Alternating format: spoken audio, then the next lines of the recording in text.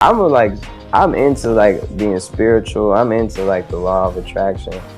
You know, I'm into like creating, manifesting everything, and just like making sure you got that spiritual foundation, man. So, you know, I definitely had like a life coach. I had like, you know, those books I always read. You know, like Asking It Is Given. Like which book? I read Asking It Is Given by Esther and Jerry Hicks. I read The Seven Spiritual Laws by Deepak Chopra. I read The Alchemist. You know what I'm saying? And these are books I read a few times a year probably, you know? And it just always gets my mindset right back where it needs to be. And when I read them, I usually take notes on them too. So I don't have to read the whole book over and over. Right. Yeah. 2 people on Twitter this week, you know, celebrities that's like, I quit, or I don't want to do this anymore. Yeah. Have you ever felt like that? No, I never felt like I wanted to quit.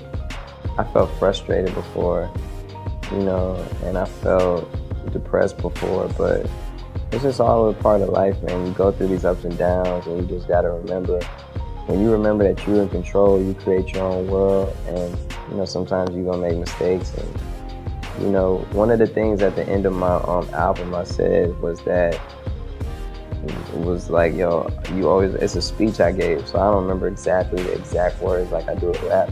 But I said something along the lines of, man, it's always better to be in the Hall of Fame than the Hall of Shame. And there are no footprints of any missteps. All mistakes are forgotten when it comes to like the glory that you leave behind. You know, as long as you do something positive. So you're gonna make mistakes along the way, but they're gonna remember you for what you did in a good way, if it's that great, you know. You went up to start crying. Yeah. Well, like, what was going through your head in that moment? Man, what was going through my head was, we was at Club Blue, and we was at Plan B.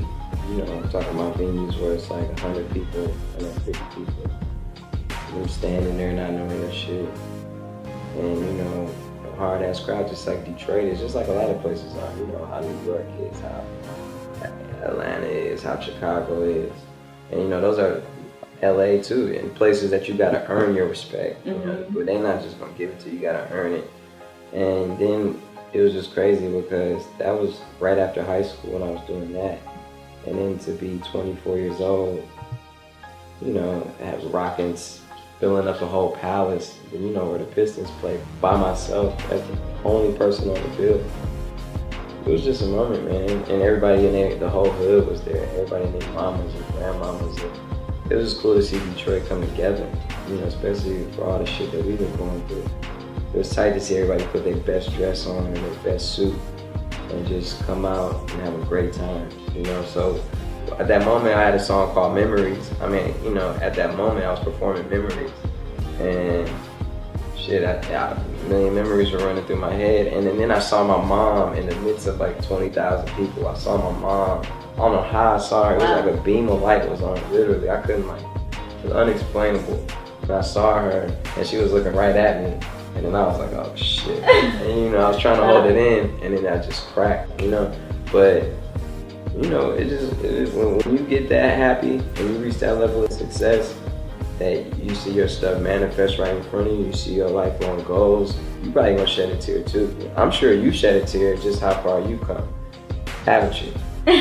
Yes. Yeah. Yeah, you have, man. You came a long way from like interning at that radio station. Yeah, definitely. To in Detroit, to going to Atlanta, to doing all sorts of things, to like having a blog that you like are living off of. You know what I'm saying? And of course, times always get rough. Everybody has their ups and downs. But in reality, we're not homeless on the street like a lot of these people are. We're not staying with our parents like a lot of these people are. You know what I'm saying? So we got a lot to be like that. Yeah.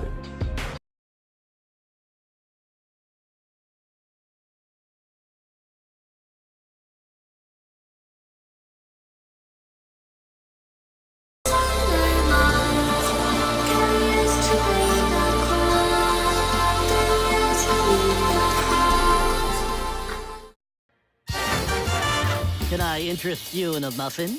I ate half of it. It's not very good.